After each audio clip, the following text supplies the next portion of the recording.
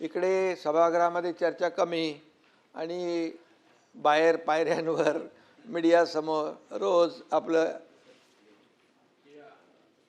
काय शिव्या शाप ते सुरू होतं. ठीक आहे, 4 वर्षापासून ते आम्ही ऐकतोय. परंतु विरोधक आता काय त्याच्यामध्ये मी तसं काय वाईट कोणाला बोलत नाही, माझा तो स्वभाव नाही आहे.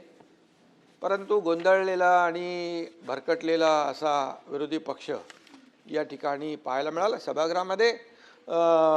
तुम्ही जरी संख्येने आमच्यापेक्षा कमी असलात तरीसुद्धा भुजबळ साहेब एकटेच होते सभागृहामध्ये. अख्खा सभागृहामध्ये ते लोकांच्या प्रश्नावर आणि समस्यांवर वाचा फोडायचे आणि आपण ते माहीत आहे आपल्याला. त्यामुळे आमच्याकडे बहुमत असलं, आमच्याकडे सत्ताधारी पक्षाकडे जास्तीची संख्या असली तरीसुद्धा लोकशाहीमध्ये विरोधी पक्षातल्या सदस्यांना देखील आम्ही त्यांचं ऐकून घेणारे आहोत, त्यांचं समस्यांवर तोडगा काढणारे आहोत. त्यामुळे आपण तशा प्रकारची चर्चा करायला पाहिजे होती अशी अपेक्षा होती. परंतु खोटे नाटे आणि बिनबुडाचे आरोप जे काही या ठिकाणी केले गेले ते खरं म्हणजे त्याची खंत आहे. खरं म्हणजे या सभापती महोदय आपलं अधिवेशन सुरू झालं त्यावेळेसच आपण पाहिलं की पाऊस पुढे गेला होता, दुष्काळाचं संकट आपल्यावर होतं आणि शेवटच्या आठवड्यापर्यंत देखील आपण तशीच परिस्थिती पाहत होतो. शेतकऱ्यांनी पेरणी करावी नाही करावी, दुबार पेरणीची वेळ येऊ नये, अशा प्रकारच्या सगळ्या चर्चा महाराष्ट्रामध्ये कृषी विभागाच्या माध्यमातून सन्मान्य सदस्यांच्या माध्यमातून सुरू होता. धरणांनी देखील तळ गाठला होता, त्याची देखील आपण चित्रही पाहिली महाराष्ट्रातल्या. आणि पिण्याच्या पाण्याला देखील आपण प्राधान्य दिलं, पाणी कपात केली, अशा सगळ्या ज्या काही हे आपल्याला कराव्या कसरत लागल्या. परंतु सुदैवाने 1 जुलैपासून पाऊस सक्रिय झाला आणि आपण सगळ्यांनी सुटकेचा निश्वास सोडला. आता देखील मान्सूनच्या प्रगतीवर दररोज कॅबिनेटमध्ये आढावा घेतोय आपण. दररोजचा डे टू डे अधिकारी जे आहे संबंधित ते देखील अधिकारी आढावा घेत आहेत. मुंबई, पुणे, रायगड, नाशिक, पालघर इथं अपेक्षेपेक्षा जास्त पाऊस सभापती महोदय पडला. आपण पाहिलं की त्या ठिकाणी पाऊस जास्त पडल्यामुळे नुकसानही झालं. पण विदर्भ आणि मराठवाड्यात अजून पुरेसा पाऊस झाला नाही, ही देखील चिंतेची बाब आहे. आणि मग अल निनोमुळे या सगळ्या गोष्टी ज्या आहेत मान्सूनसारख्या नेहमीप्रमाणे नाही आहेत, ही वस्तुस्थिती आहे. आणि त्यामुळे हवामान खात्याने देखील जो इशारा दिला आहे त्याप्रमाणे सरकार प्रत्येक गोष्टीवर बारीक लक्ष ठेवून आहे. पावसाळी अधिवेशन मध्ये या ठिकाणी पावसावर चर्चा देखील होणारच साहजिक आहे. परंतु या ठिकाणी शेतकऱ्यांच्या पिकांचा प्रश्न असेल, पिण्याच्या पाण्याचा असेल, जनतेच्या सुरक्षेचा असेल, शहरातल्या दैनंदिन व्यवस्थेचा असेल, या सगळ्यात ज्या काही बाबी आहेत या विषयावर बोलताना वास्तव मांडलं पाहिजे होतं. आणि काय फॅक्च्युअल पोझिशन काय, तथ्य काय, हे देखील महाराष्ट्रातल्या जनतेसमोर विरोधी पक्षाकडून आणणं अपेक्षित होतं. परंतु विरोधासाठी केवळ विरोध करू नये असं आपण नेहमी म्हणतो आणि तर ते काही या ठिकाणी दिसून आलं नाही. पावसाचं देखील राजकारण भरपूर झालं आणि वस्तुस्थिती आहे या पावसामुळे अनेक दुर्घटनाही घडलेल्या आहेत. चेंबूर येथे शाळकरी मुलाचा दुर्दैवी मृत्यू झालेला आहे. कुर्ल्यात ठाण्यात झाड पडून दोघांचा मृत्यू झाला. शाकी नाक्यामध्ये मॅनहोलमध्ये देखील पडून एक दुर्दैवी घटना झालेली आहे. मानखुर्दमध्ये देखील चाळ कोसळून दुर्दैवी मृत्यू झाले. या घटना सगळ्या आपल्या सगळ्यांनाच वेदना देणाऱ्या आहेत आणि याचं समर्थन कोणी करू शकत नाही. आणि यासाठी सरकार देखील म्हणून आपण उत्तरदायी आहोत. या दुर्घटनामधल्या मृतांच्या नातेवाईकांच्या प्रती मी देखील संवेदना आपल्या सगळ्यांच्याच आहेत त्या संवेदना या ठिकाणी व्यक्त करतो. पिंपरी चिंचवड मधली ती डेपोची घटना देखील दुर्घटना सभापती महोदय तिथे देखील एक झालेली आहे.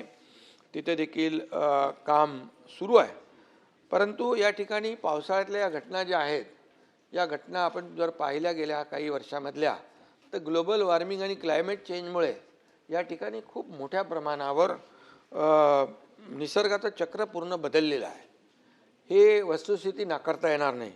मी अध्यक्ष सभापती महोदय 1981 ते 2000 दरम्यान मुंबईत सरासरी 2385 मिलीमीटर पाऊस पडायचा.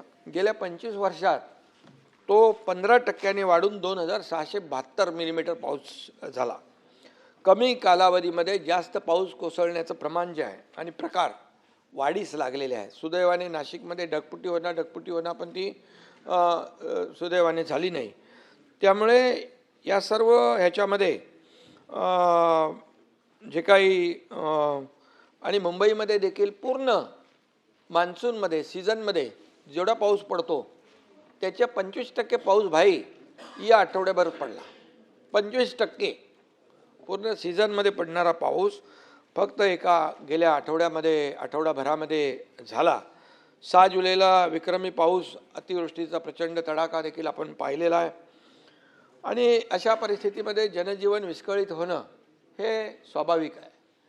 आणि म्हणून सरकारने देखील या संकटाला आपल्या सगळ्या प्रशासकीय यंत्रणांनी सज्ज राहून अनेक ठिकाणी आपण वेळीच पावलं टाकल्यामुळे अनेक ठिकाणी मोठी होणारी दुर्घटना टळलेली आहे. साताऱ्यामध्ये 90, पालघरमध्ये 1261, पुण्यात 568, रायगडमध्ये 1032, रत्नागिरीत 30, ठाण्यात 66, नाशिकमध्ये 298, एकूण 3318 नागरिकांना सुरक्षित ठिकाणी हलवण्याचं काम सभापती महोदय आपल्या शासनाने यंत्रणेने केलेलं आहे. आपत्ती व्यवस्थापन कक्षाने सचेत या प्रणालीद्वारे 16 कोटींपेक्षा जास्त SMS पाठवून पूर्वसूचना देण्याचं देखील या ठिकाणी काम केलेलं आहे. मुंबईमध्ये 4 NDRF पथकं तैनात आहेत. पालघर, ठाणे, रायगड, रत्नागिरी, सिंधुदुर्ग, सातारा, कोल्हापूर, सांगली, नांदेड, नाशिक आणि गडचिरोली, नागपूर आणि पुणे इथं 15 NDRF आणि 8 SDRF पथकं या ठिकाणी तैनात आहेत. अनेक लोकांनी अनेक प्रश्न या ठिकाणी उपस्थित केलेले आहेत की एवढं सगळं होऊन देखील आपण सरकारने काय केलं पण सरकारने काय केलं ते मला सांगण्याची आवश्यकता आहे. आणि त्याचबरोबर आषाढी वारी सुरू होते. आपले लाडके वारकरी देखील त्यांचे पावसामुळे हाल झालेले आहेत ही वस्तुस्थिती आहे. पूर आणि मुसळधार पावसामुळे आळंदी येथे रस्ते, पाणीपुरवठा योजना, पथदिवे सगळंच स्वच्छतागृह वाहून गेली. भाई ताबडतोब मला जेव्हा माहिती मिळाली तर ती नगरविकास विभागाच्या अंतर्गत ती नगर परिषद आहे. ताबडतोब त्या CO आणि कलेक्टरनी सांगितल्यानंतर 10 कोटी रुपयांचा तात्काळ त्यांना निधी आपण रिलीज केला. बोले अत्यावश्यक बाबी आहे आणि तिथं आपले सगळे वारकरी आहेत त्यांची गैरसोय होऊ नये म्हणून ती कामं युद्ध पातळीवर त्या ठिकाणी सुरू झालेली आहेत. आणि म्हणून त्यांच्या आपण म्हणतो आळंदीशी जाऊ ज्ञानेश्वर पाहू तेने सुखे राहू सर्व काळ असं म्हणून आळंदीत येणाऱ्या आपल्या लाडक्या वारकऱ्यांच्या वाटेतली सगळी विघ्न दूर करणं हे सरकारचं काम आहे. सरकारची जबाबदारी आहे. आणि म्हणून सरकार जबाबदारीपासून कुठंही बाजूला जाऊ शकत नाही. कारण सरकार हे सगळी विघ्न दूर करण्यासाठी कटिबद्ध आहे. आषाढीच्या दिवशी चंद्रभागेच्या तीरावर वारकऱ्यांचा महासागर उसळतो. वारीच्या या मार्गावर पंढरपुरात लाडक्या वारकऱ्यांसाठी आपण चोख व्यवस्था केली. आरोग्यमंत्री पण जाऊन आले तिकडे पंढरपूरला आणि त्या ठिकाणची व्यवस्था पाहिली आपण तर तिथे ICU देखील सुविधा ठेवतो. आणि छोटी हॉस्पिटल्स, ICU अगदी चंद्रभागेच्या आपल्या त्या सगळ्या पटांगणामध्ये देखील मी स्वतः दरवर्षी तिकडे अगोदर जातो तयारी नियोजन पाहण्यासाठी. तर मोबाईल टॉयलेट असतील बाकी सगळं व्यवस्था स्वच्छता याबरोबर ICU देखील त्या ठिकाणी तयार केले जातात. आणि आता आरोग्यमंत्री जाऊन आले त्यांनी यावेळेस एअर ॲम्ब्युलन्स देखील त्या ठिकाणी यावर वेळेस दुर्घटना होऊ नये, परंतु आपली तजवीज नियोजन ठेवलेलं आता परिवहन मंत्री देखील रविवारी जाणार आहेत, काय 5,500 गाड्या बसेस त्या ठिकाणी वारीसाठी सोडत आहेत. त्यामुळे कुठेही वारकऱ्यांना जे काही आपण दरवर्षी नियोजन करतो, टोलमाफीचा निर्णय देखील आपण त्यांना घेतलेला आहे आणि म्हणून ह्या सगळ्या ज्या आहे कुठेही सरकार कुठं कमी पडणार नाही. आणि त्याचबरोबर सभापती महोदय, राज्यातल्या काही भागांमध्ये सरासरीपेक्षा देखील पाऊस कमी पडलेला आहे, ही वस्तुस्थिती आहे. खानदेश, मध्य महाराष्ट्र, पश्चिम विदर्भ, मराठवाड्यात ही परिस्थिती आहे. ही पुढील 10 दिवस हीच स्थिती राहण्याचा अंदाज आहे. त्यामुळे शेतकऱ्यांनी काही ठिकाणी पेरणी केलेली आहे आणि जवळपास 50-55% पेरणी झालेली आहे आणि त्यामुळे शेतकऱ्यांची चिंता साहजिक आहे. परंतु शेतकऱ्यांना आपण नेहमी शेतकऱ्यांचं सरकार म्हणतो, शेतकऱ्यांनी चिंता करू नये, शेतकऱ्यांना वाऱ्यावर सोडणार नाही असं नेहमी आपण सांगत असतो. पण जेव्हा जेव्हा संकट येतं त्यावेळेस सरकार शेतकऱ्यांच्या मागं उभं राहतं, हे आपण पाहतोय. मला आठवतं आहे या ठिकाणी की जेव्हा मी मुख्यमंत्री होतो त्यावेळेस सुरुवातीला NDRFच्या नियमाप्रमाणे आपण पैसे देत होतो. दादा बरोबर आहे ना? NDRFच्या पण दुप्पट केले, 2 हेक्टरचं लिमिट 3 हेक्टर केलं. सततच्या पावसामुळे नुकसान मिळत नव्हतं ते आपण सुरू केलं. गोगलगाईने झालेलं नुकसान देखील आपण देऊ लागलो आणि त्यामुळे शेतकऱ्यांना या ठिकाणी, आणि ते आता तसं सुरू आहे. आता देखील आपण जे आम्ही कर्ज 2 लाखापर्यंत कर्ज माफ करण्याचा निर्णय घेतला. बच्चूभाऊ इकडे आहेत, मोठा मोर्चा घेऊन आले होते ते. मुख्यमंत्री देवेंद्रजींनी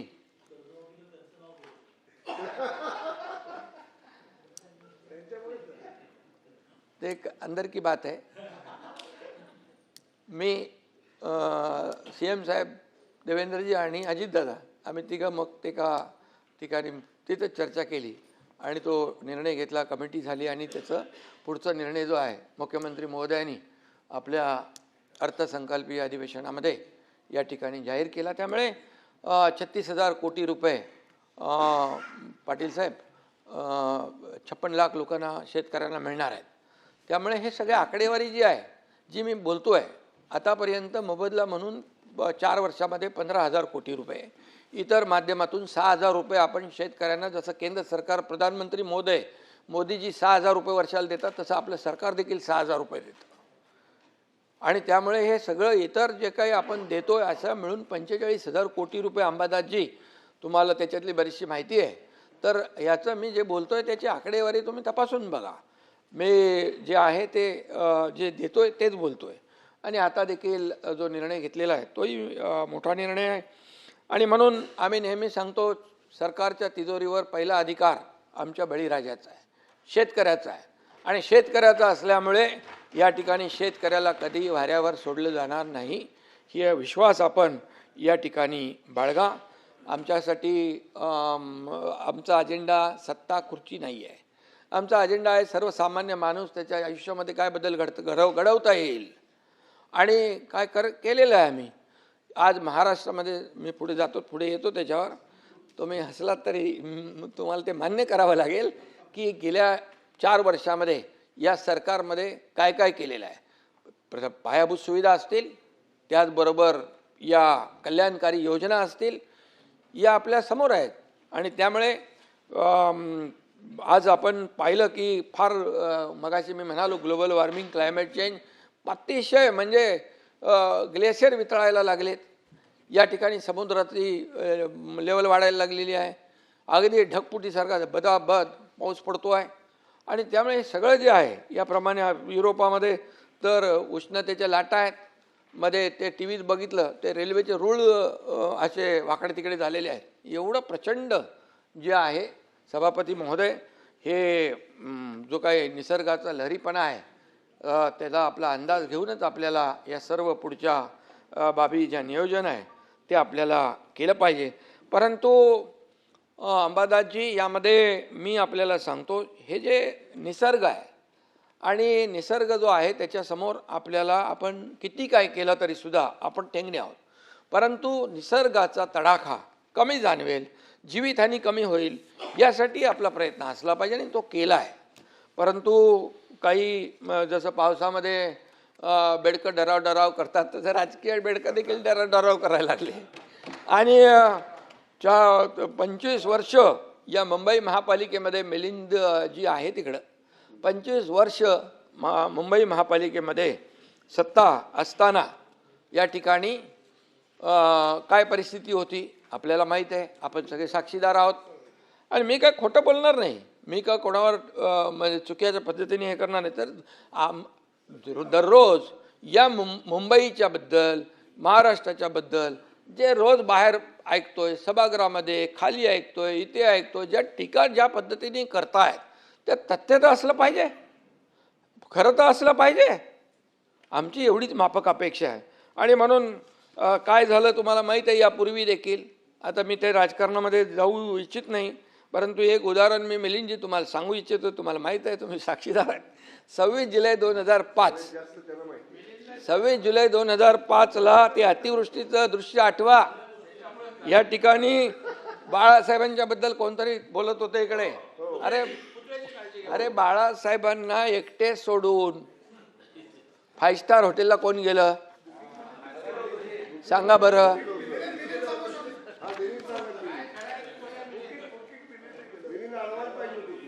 सभापती महोदय, म्हणजे काय आहे, आता जे लोक बोलतात त्यांना जुनं थोडं आठवून आपल्याला माहिती करून दिली पाहिजे, विसरतात. आणि म्हणून वारे ताज ते कुठे होतं ते माहिती आहे आपल्याला. आणि म्हणून मी आपल्याला एवढंच सांगतो की आम्ही सत्तेत असो नसो जनतेच्या सेवेमध्ये सदैव असतो. मग तुमचं कोल्हापूरचा पूर असू द्या, महालक्ष्मी एक्सप्रेस, दादा इकडे बसलेले आहेत, महालक्ष्मी एक्सप्रेस, सातारा सांगली महाड चिपळूण, या सगळ्या पुरामध्ये आपण पाहिलेलं आहे. सरकार म्हणून असेल किंवा आपली जबाबदारी म्हणून असेल, आम्ही कुठेही मागचा पुढचा कधी विचार केला नाही. इर्शाळगडची घटना आपल्याला माहीत आहे. तेव्हा मी मुख्यमंत्री होतो, मला वाटतं अधिवेशन चालू होतं त्यावेळेस. अधिवेशन सोडून आम्ही गेलो, हे माझ्यावर मंत्री लोक होते. मला म्हणाले इर्शाळगडवर काय जाता येणार नाही, म्हणजे फार धोकादायक आहे. पण मी त्यांना सांगितलं मी जात नाही आहे, तुम्ही आता जा, मी पण जातो आहे. परंतु मी आपल्याला सांगतो, मी SP आणि कलेक्टरच्या गाडीमध्ये आम्ही तिघंच निघालो आणि तिघं सभापतीमध्ये इर्शाळवाडीत पोचलो. आम्ही तिकडे गिरीश महाजन पण वरती होते, ते सारखे सांगत होते इकडे येऊ नका, भयानक रस्ता असा आहे तसा आहे, सगळं सांगत होते. ते म्हणजे काळजीपोटी सांगत होते. परंतु आपल्याला मी सांगतो मी का गेलो भाई, त्या ठिकाणी आपले NDRF, आपले अग्निशमक दलाचे जवान, एक अग्निशमक दलाचा जवान जो जात होता हार्ट अटॅकने त्याचा मृत्यू झाला. आणि तिथं मोठ्या प्रमाणावर ढिगारा उपसायचा होता, पाऊस होता, वादळ होता, तिथे धुकं होतं. कसं काम करणार ते लोक. मग जिथं जी टीम काम करत होती तिथं टीम म्हणजे सिडकोची टीम होती, इतर आपल्या डिपार्टमेंटची टीम होती. जिथे 500 लोक होते तिथे आम्ही 5000 लोक होते. तिथं मॅन्युअली करायचं होतं. तिथं काय मशीन नाही चालत ना काय चालत नाही. तिथली गेल्यानंतर परिस्थिती भयानक होती. एकीकडे जे मृत्यू झाले होते त्यांना खाली आणू शकत नाही, तिथंच खड्डे खणत होते त्यांचा तो विधी करण्यासाठी. अशा ठिकाणी देखील आम्ही गेलो. सांगण्याचा उद्देश असा आहे, तुम्ही लोक पण सगळं आपण एकच आहोत. तुम्ही पण कुठे दुर्घटना झाली तर धावून जाता, तिथं मदत करता लोकांना. परंतु या ठिकाणी काही करत नाही, सरकारने काही केलं नाही, सरकार उदासीन आहे, सरकारने वाऱ्यावर सोडलं, हे बोलता कामा नये. आणि म्हणून या ठिकाणी आम्ही देखील, मी हॉस्पिटलमध्ये होतो, तिथून माझं काम चालू होतं. फोन करणं, हे करणं, ते करणं. कुठं मुख्यमंत्री महोदय देखील आपल्या वॉर रूममध्ये होते, तिथून पूर्ण महाराष्ट्रामध्ये कुठे काय चाललं आहे. आमचे मंत्री सगळे होते. सगळे मंत्री जिथं जिथं पालकमंत्री सगळे असतील, मंत्री असतील, आपापली जबाबदारी पार पाडत होते. घरी बसले नव्हते. फेसबुक लाईव्हवाले आम्ही नाही, फेस टू फेसवाले आहे. फील्डवर काम करणारे लोक आम्ही आहोत. आणि म्हणून या ठिकाणी खोटी सहानुभूती दाखवणारे आम्ही नाही आहे. आणि म्हणून सभापती महोदय, या ठिकाणी 25 वर्षामध्ये या मुंबई महापालिकेमध्ये काय परिस्थिती झाली आपण पाहिलेलं आहे आणि त्याचीच फळं आज आपण भोगतोय. जे कामं 25 वर्षापूर्वी व्हायला पाहिजे ती मी मुख्यमंत्री झाल्यानंतर पहिलं त्याचं काही निर्णय STP साधे नव्हते. मिलिंदजी बरोबर आहे. 7 STP सुरुवात केली आपण. असंच पाणी वाहत होतं बंटीजी, प्रदूषित पाणी समुद्रात. तिथं आता STPचं काम 1-1.5 वर्षामध्ये STP तयार होतील. समुद्रामध्ये जाणारा प्रत्येक थेंब हा ट्रीटमेंट होऊन जाणार आहे. हे का करू शकले नाहीत? आज खड्ड्यांचा प्रवास का केला 25 वर्ष लोकांनी? का अपघात झाले, का मृत्यू झाले? याचा लेखाजोखा कोण मांडणार? याचा हिशोब कोण देणार? आणि म्हणून कॉन्क्रीटचे रस्ते देखील आम्ही या ठिकाणी केलेले आहेत. मिठी नदीच्या गाळामधलं मिठी नदी तर एकदमच फेमस आहे आणि त्याच्यामध्ये देखील करोडो रुपये गेले गाळामध्ये. पण ते काय मिठी नदी आता ती आपण साफ करतोय. आणि म्हणत ते काय कोण तो काय दिनू काय कोण आहे हां गणपती बाप्पा मोर्या बोलायचं नाही काम द्यायचं दिनू मोर्याला. आता दिनू कहा गया पता नाही मुझे. आणि सभापती महोदय सांगण्याचं तात्पर्य आहे की जे आता दोष देत आहेत याच्या पाठीमागे जबाबदार कोण? आणि म्हणून सभापती महोदय महाराष्ट्र कर्नाटक सीमेवर देखील अनेक मराठी बांधवांनी आपलं रक्त सांडलं. याच कर्नाटकच्या महाराष्ट्रद्रोही परवा सीमावासी आले होते. आपण होते ना? सीमावासी आले काय व्यथा सांगत होते? झोडपतात, बोर्ड लावून देत नाही, मराठी कागदपत्र देत नाहीत, कोणाला येऊन देत नाहीत. काय चाललंय? अरे मंत्र्याला पण येऊन देत नाही. हे काय पाकिस्तान आहे? हा देशाचा एक भूभाग आहे. आणि अशा प्रकारचं त्या ठिकाणी हे करतात. तर त्या महाराष्ट्रद्रोही मुख्यमंत्र्यांना बोलवून त्याला शाल आणि बुके देण्याचं पाप कुणी केलं? त्याचे फोटो आलेत. आणि म्हणून हे जे काय आहे यांची बाळासाहेब असते तर असं केलं असतं का? का हो सुनील शिंदेजी? बाळासाहेब असते तर असं केलं नसतं. आणि म्हणून नाही कसं. आणि म्हणून परवा सीमा प्रश्नी बैठक झाली. त्या ठिकाणी तुम्ही वैयक्तिक कोणी आपल्याला घेऊ नका आपल्यावर. अरे समोर तुम्ही आहात तर तुमच्याशी बोलणार ना. इथे काय विरोधी काय शत्रू थोडे आपण. त्यामुळे सभागृहामध्ये आपण लोकांच्या सेवेसाठी आलेलो आहोत, जनतेच्या सेवेसाठी आलो.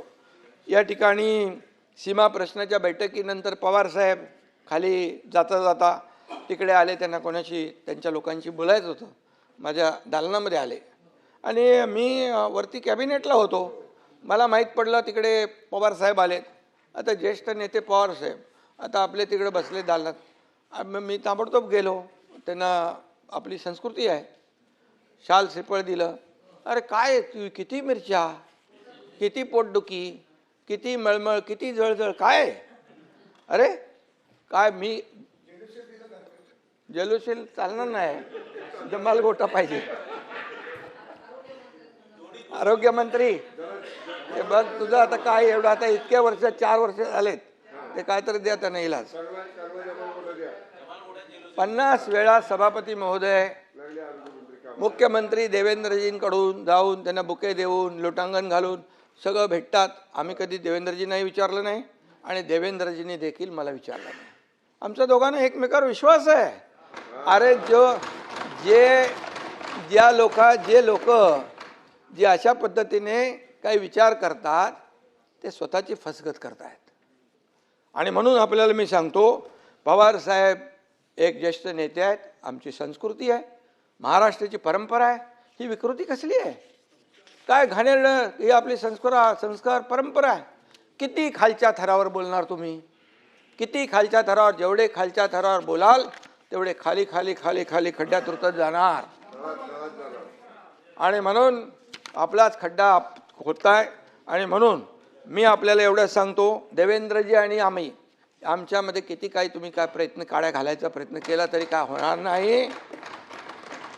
अरे आमचा अजेंडा काय आहे? या महाराष्ट्राला पुढे नेणं, या महाराष्ट्राचा विकास करणं, या महाराष्ट्राची प्रगती करणं, या सर्वसामान्य लोकांच्या आयुष्यामध्ये चांगले दिवस आणणं हे आमचं आहे. आणि म्हणून मी सांगतो, हम वो नहीं जो दिल तोड़ देंगे, हम वो नहीं जो दिल तोड़ देंगे, थाम कर हाथ फिर साथ छोड़ देंगे.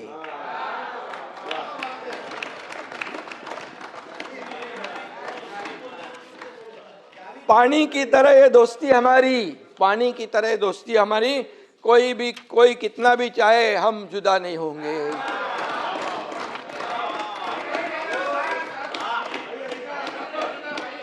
अरे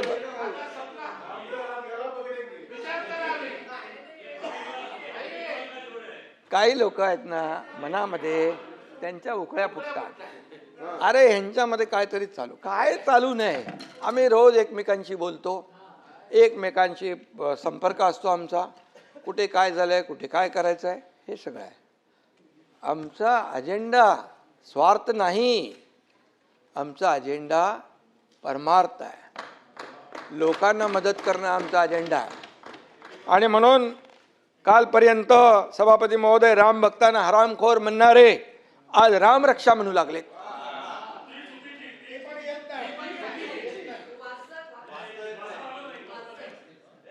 श्रीकांतनी एका दमात बोलून टाकलं होतं, हनुमान चालीसा, सत्ता असताना दाम आणि सत्ता गेली की राम. सत्ता असताना दाम, सत्ता गेली की राम, असं हा प्रकार आहे. आणि म्हणून कर्माची मिळाली शिक्षा म्हणून आठवली रामरक्षा. आता तुम्ही काय करणार सभापती महोदय? काहींनी नवा शोध लावलाय की हनुमानाने मशालीने लंका जाळली. हनुमानाने भाई मशालीने लंका जाळली. त्यांच्या पक्षाची निशाणी जर लायटर असती म्हणाले असतील लायटरने लंका जाळली.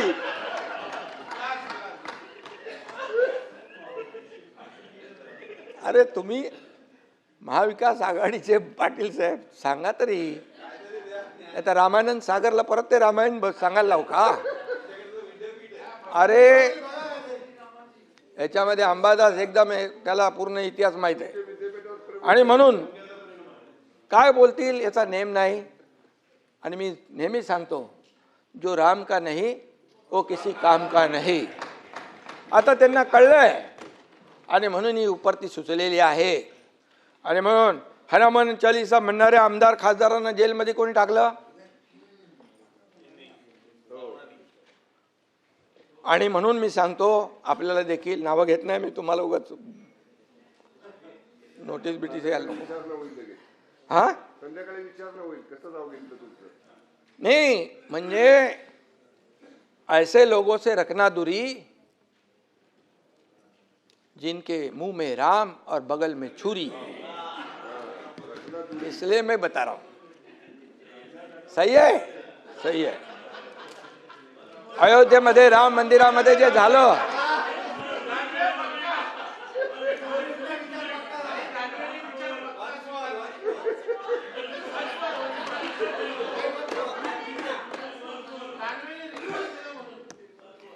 नको जाऊ दे. अयोध्येत राम मंदिरामध्ये जे झालं त्याचं कोणी समर्थन करू शकत नाही. राम भक्तांना अतिशय वेदना झालेल्या आहेत आणि यावर कठोर चौकशी, कठोर कारवाई होते आहे. मोदीजी आणि योगीजी कुणालाही सोडणार नाहीत. ते जेलमध्ये तुरुंगात खडी फोडायला पाठवल्याशिवाय राहणार नाही.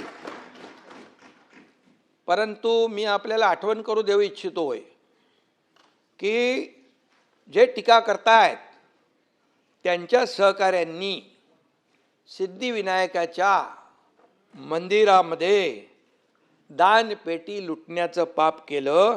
तेव्हा चौकशीचे आदेश का दिले नाहीत? का दिले नाहीत? मी बोलतोय त्याच्यावर पुरावा म्हणून बोलतोय. हे बघा, हे बघा, सिद्धिविनायक मंदिरात अनागोंदी कारभार. आणि याच्यामध्ये म्हटलंय सिद्धिविनायकाला धोके आणि तिकडे खोके. ते मी नाव घेत नाही. हे बघा, ही बातमी आहे, हे मी बोलत नाही आहे. मनसेचे किल्लेदार यांनी प्रेस कॉन्फरन्स घेऊन हे त्यावेळेस हे केलेलं आहे. ही वस्तुस्थिती आहे, मी खोटं बोलणार नाही. आणि सिद्धिविनायकाच्या दानपेटीवर डल्ला मारणं हे आपलं हिंदुत्व आहे का? सावरकर यांना माफीवीर म्हणणाऱ्यांच्या मांडीवर बसणं हे आपलं हिंदुत्व आहे का? बाळासाहेबांचे विचार तोडून मोडून टाकणे हे आपलं हिंदुत्व आहे का? साधूंची हत्या झाली तेव्हा मूग गिळून बसणं हे आपलं हिंदुत्व आहे का? मतांसाठी दहशतवाद्यांना प्रचार सभेत फिरवणं हे आपलं हिंदुत्व आहे का? निवडणुकीत पाकिस्तानचे झेंडे नाचवणं हे आपलं हिंदुत्व आहे का? अरे भाई, हा मुंबईत पण मुंबईत झालंय तो एक कुठला मजा हे मद होता तो कुठली ती कोणाची ती होती ना ती सजवली ती खबर नाही नाही इथलं मुंबईमध्ये याकूब मेमन. आणि म्हणून मी एवढंच सांगतो, मतांसाठी एवढ्या खालच्या पातळीवर जाणं किती योग्य आहे? सभापती महोदय, इथं मतांसाठी जनाब बाळासाहेब ठाकरे असं लिहिलेलं कॅलेंडर तयार करून वाटण्याचं काम आणि त्याला समर्थन करण्याचं काम कुणी केलं असेल एवढ्या थराला? आणि तुम्ही काय आता हिंदुत्व आम्हाला शिकवताय? हिंदुत्व आम्हाला शिकवताय? विचारात हिंदुत्व या परपसाय या, आचरणात हिंदुत्व, नमस्कार, संस्कारात हिंदुत्व, मगाशी तुमची आठवण काढली मी, श्वासात हिंदुत्व, हृदयात हिंदुत्व आणि रक्ताच्या कणाकणात हिंदुत्व. सभापती महोदय असावं लागतं. हिंदुत्व हे काय टी शर्ट आहे का बदलायला, कधी काढला कधी बदलला, असं नाही होत. आणि म्हणून या ठिकाणी विधानसभेत देखील हिंदुत्व स्वीकारलं, हिंदुत्वावर बोललो, ही आमची चूक झाली असं म्हणणारे देखील या सभागृहाने पाहिलेले आहेत. त्यामुळे मी आपल्याला एवढंच सांगतो की आम्ही बाळासाहेबांचे विचार घेऊन पुढे चाललोय, त्याच्यामध्ये काही तडजोड नाही. आणि म्हणून जे आपण बोलतो त्याचं पुढं मागे वळून पाहिलं, आत्मपरीक्षण केलं तर नक्की या सगळ्या ज्या काही चुका आहेत ते आपल्या लक्षात येतील. सभापती महोदय, मिसिंग लिंकवर देखील खूप चर्चा या ठिकाणी झाली. अनेकांनी प्रश्न उपस्थित केले. काही लोक म्हणाले मिसिंग लिंक अख्खा कोसळला, काही लोक म्हणाले याच्यात एवढे पैसे खाल्ले. मी सांगतो, मिसिंग लिंक हा इंजिनिअरिंग मार्वल आहे. आज आपल्या सगळ्यांना अभिमान असला पाहिजे. ठीक आहे, ती दरड आली वरून आणि त्यांनी ती कमान जी आर्च आहे, ती आर्च जी आहे ती खाली आली. टनेलला, मिसिंग लिंकला एकाही पैशाचा धोका झाला नाही. ताबडतोब साफसफाई झाली.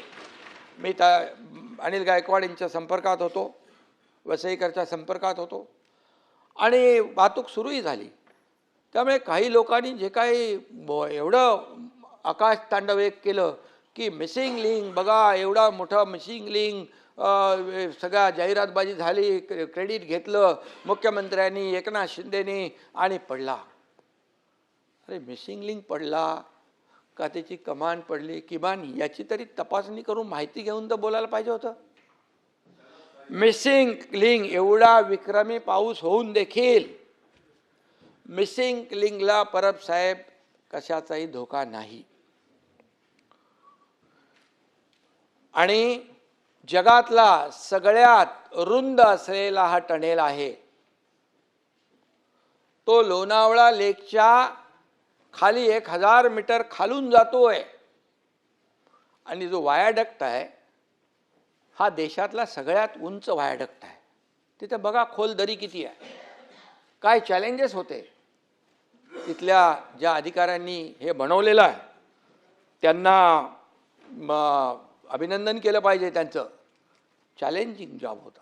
कितीतरी लोक काम सोडून गेले. हवा एवढी तेज हवा यायची, त्या हवेच्या झोकामध्ये काम करता येत नव्हतं.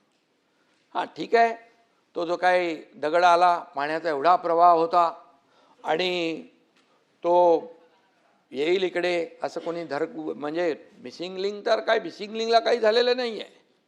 मिसिंग लिंक आता गाडी तुम्ही पाटील साहेब तिकडून गेला असाल ना, आता चालू झाला आहे तो, आता जाणार तुम्ही तिकडून, त्यामुळे तो चालू आहे. आणि म्हणून ज्यांनी याच्यात काम केलं त्यांचं अभिनंदन केलं पाहिजे. या मिलिंद नार्वेकरला त्यांचंही अभिनंदन करतो मी. खरं बोलायची हिंमत दाखवली त्यांनी मिसिंग लिंकच्या बद्दल.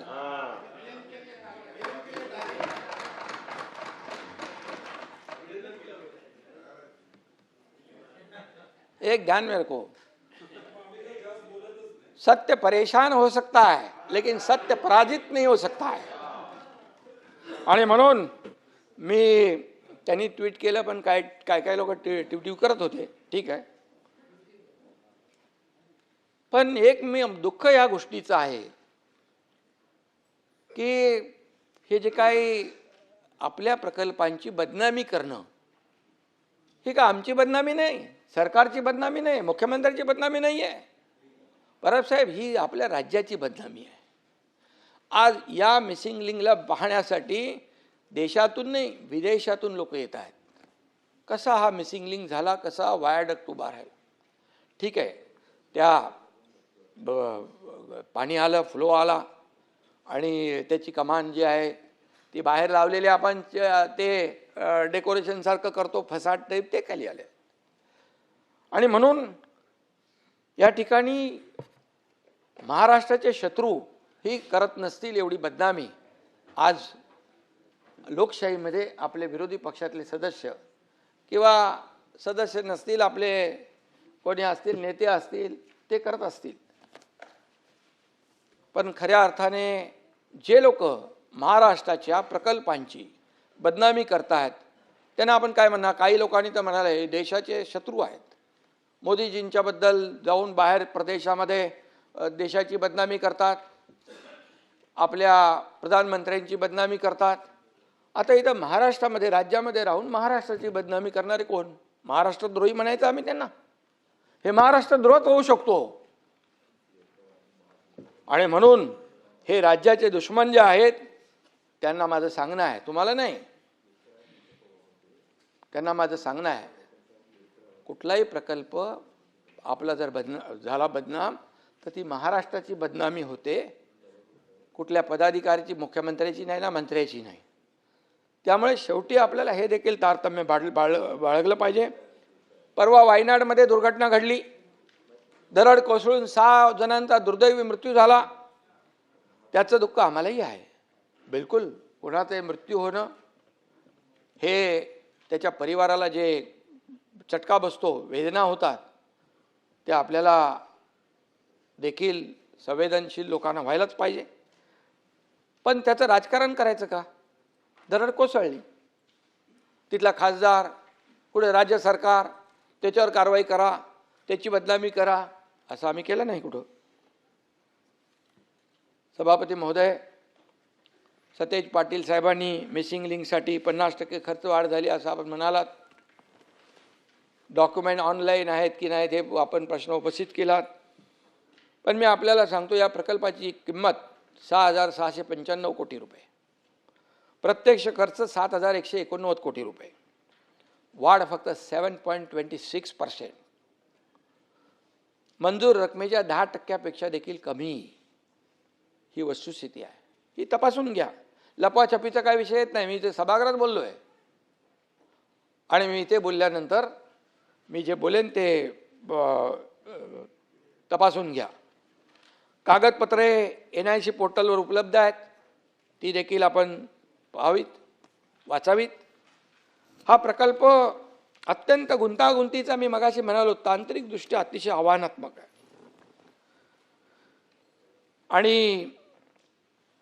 आणि म्हणूनच मिसिंग लिंकची खरी परिस्थिती आपण पाहिली तर मला वाटतं, थोडी माहिती घेतलीत तर आपल्याला याच्यातलं चॅलेंज काय, आव्हान काय हे आपल्याला कळेल.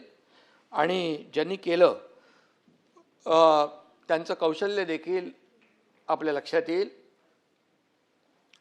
जे झालेलं आहे त्याचं समर्थन आम्ही बिलकुल करत नाही.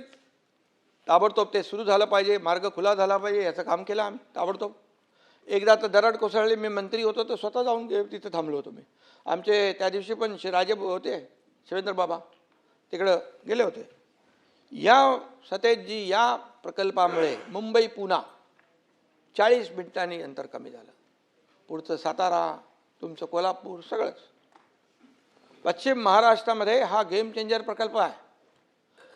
दर दिवशी 1 कोटी रुपयाचं इंधन वाचतंय, प्रदूषण वाचतंय, वाहतूक कोंडी वाचते आहे. आणि म्हणून हा प्रकल्प जो आहे हा गेम चेंजर प्रकल्प आहे असं मी या ठिकाणी सांगू इच्छितो. सभापती महोदय, हा रस्ता जो आहे मुंबई पुण्याचा, जेव्हा मुंबई पुणे हा द्रुतगती मार्ग झाला, गडकरी साहेबांनी केला त्यावेळेस बाळासाहेबांच्या संकल्पनेतून, त्यावेळेस देशातला हा ॲक्सेस कंट्रोल पहिला रस्ता होता. आणि मुंबई पुणे हा ॲपडाऊन लोक रोज करू लागले. IT पार्क वाढले, सर्व्हिस इंडस्ट्री वाढली, मोबाईल इंडस्ट्री वाढली, तिकडे रिअल इस्टेट बूम झाला, किती प्रगती झाली. एक रस्ता काय करू शकतो. आणि आता या मिसिंग लिंकमुळे देखील त्याच्यामध्ये आणखी फायदा होईल आणि मग या सगळ्या क्षेत्राला त्याचा फायदा होईल. आणि म्हणून मी एवढंच सांगतो की ज्यांनी ज्यांनी हे काम केलं आहे त्यांना सल्यूट केला पाहिजे. आणि ज्यांनी आरोप केलेत त्यांच्याबद्दल देखील मी एक सांगू इच्छितो की इल्ज़ाम लगाने से पहले आईना देखा होता, इल्ज़ाम लगाने से पहले आईना देखा होता, सच की रोशनी में अपना चेहरा भी नजर आया होता. सच्चाई बघा, सत्य बघा, पण डोळ्यावर टिकेची झापडं बांधल्यानंतर काय कळणार, काय कळणार. आणि म्हणून सत्सद विवेक बुद्धीची जी लिंक आहे तीच मिसिंग झाली तर आम्ही काय करू शकत नाही.